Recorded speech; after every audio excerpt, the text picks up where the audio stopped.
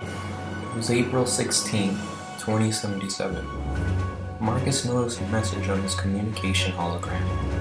Slowly, the cheerful mood he had all day turned dark and gloomy when he realized what the message was about. The message was from his best friend.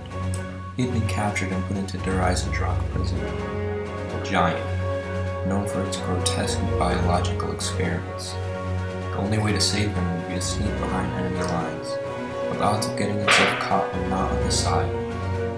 However, there was no way he would leave his best friend behind. He made a plan to slip through the border while hiding in a supply truck. This was the only way not to be seen, because the so-called supply trucks were actually full of human test subjects. Marcus set off without heeding his fellow Shadow Walkers' warnings. They wanted to help him, but many of them were scared of the fact that they were outnumbered and outclassed. They also didn't want to risk being captured and enslaved. Marcus especially knew the danger, as he himself had once been a syndicate prisoner.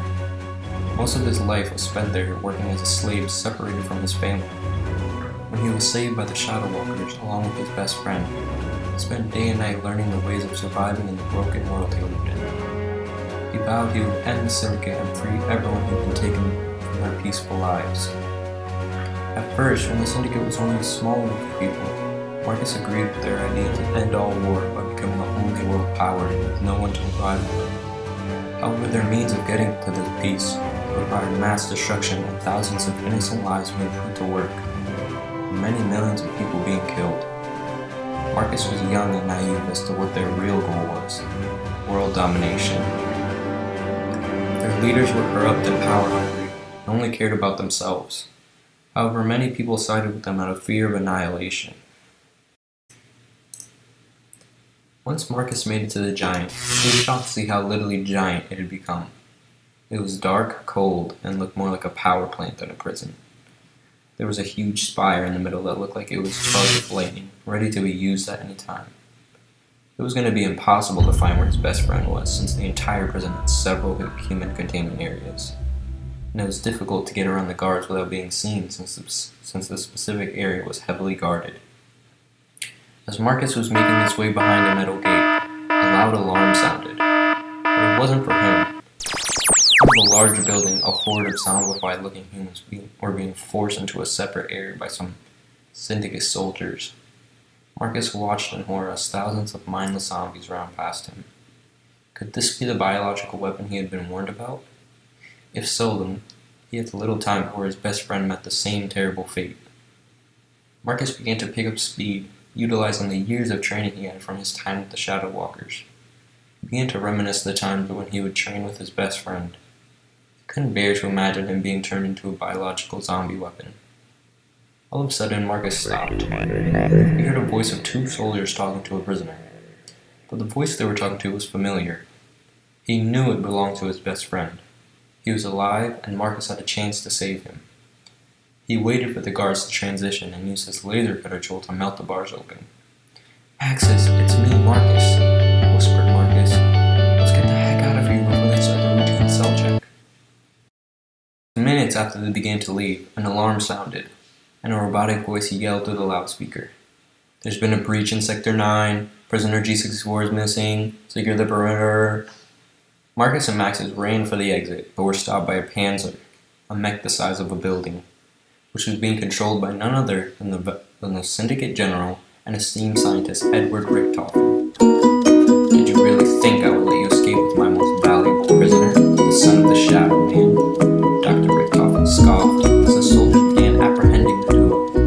But before they could even make contact, there was a loud explosion heard in the distance. "What is the meaning of this?" yelled Richtofen. The Shadow Walkers had come to save them. They had realized that if they didn't fight back, they would have to live in fear forever. One of the Shadow Walkers yelled for Marcus to escape. However, Maxis wasn't the only reason Marcus had come to the giant. Amidst all the confusion and fighting, Marcus made his way to the central control room, located under the central spire, and set the power to overload. His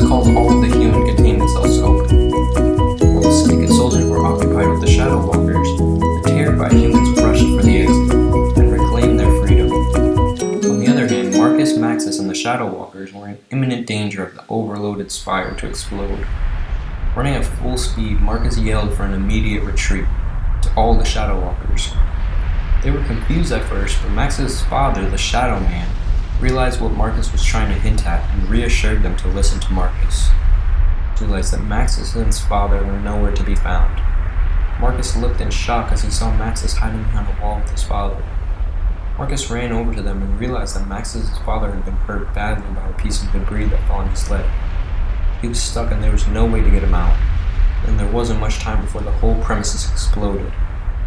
They knew what they had to do. Marcus and Maxis said their goodbyes to him and dashed for the exit. As they were getting on the land speeders that the Shadow Walkers had brought, the prison exploded just barely out of range of them.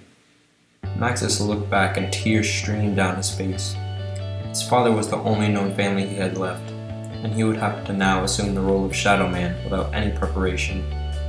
On the other hand, the Shadow Walkers were overjoyed at the destruction of the giant. Not only were the prisoners freed, but all the terrible weapons and human experiments were destroyed, giving the Shadow Walkers a huge advantage over the Syndicate. Later, they had a ceremony for Max's father, and the new Shadow Man was named. With their newfound bravery and leadership, they were ready to fight till the end to bring back peace to the world they once loved.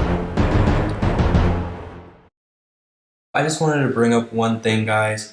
Over 50% of you watch my videos but aren't subscribed. Please subscribe, guys. I really want to get to 1 million before December 7th. Thanks, guys, and see you for the next video.